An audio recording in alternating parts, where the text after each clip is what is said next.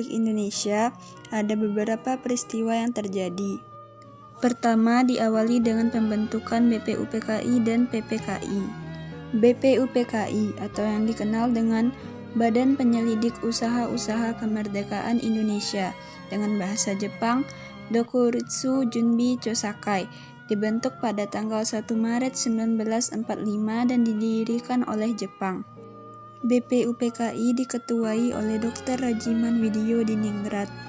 Beranggotakan 63 orang, BPUPKI terdiri dari 2 sidang. Sidang pertama membahas tentang dasar negara. Sidang pertama BPUPKI berlangsung pada tanggal 29 Mei 1945 dengan pengusulan dasar negara oleh Muhammad Yamin.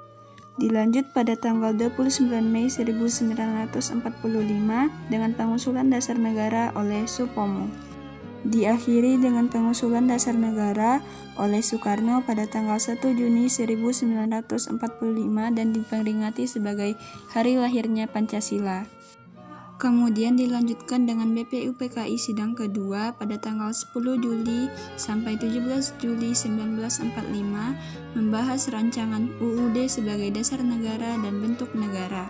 Dilanjut dengan pembentukan PPKI pada tanggal 7 Agustus 1945, PPKI Dokuritsu Junbi Inkai atau dalam bahasa Indonesia Panitia Persiapan Kemerdekaan Indonesia, beranggotakan 21 orang, diketuai oleh Soekarno, bertugas menyusun dan membentuk pemerintahan dalam rangka mempersiapkan kemerdekaan, memilih Ir Soekarno dan Muhammad Hatta sebagai presiden dan wakil presiden.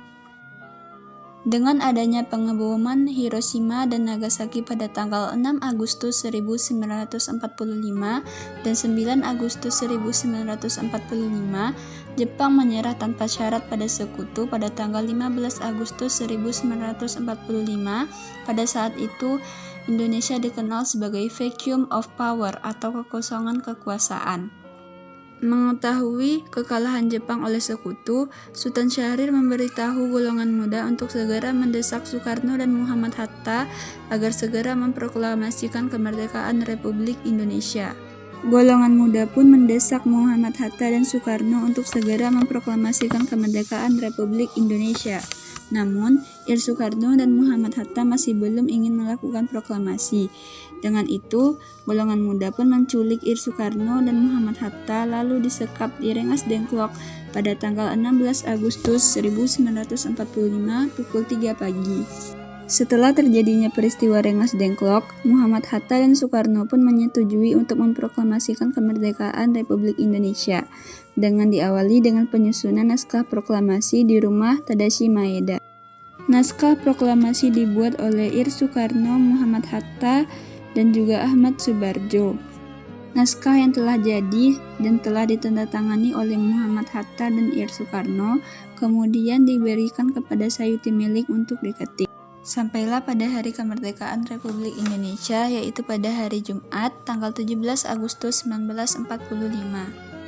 Pada hari itu, Ibu Fatmawati telah menjahit bendera merah putih sebagai bendera kebangsaan negara Republik Indonesia.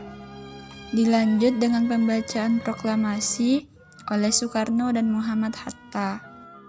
Pada saat itu, yang bertugas sebagai pengibar bendera merah putih ialah Latif Hendra Ningrat. Pengibaran bendera merah putih didampingi oleh Suhut sebagai pembawa baki bendera merah putih.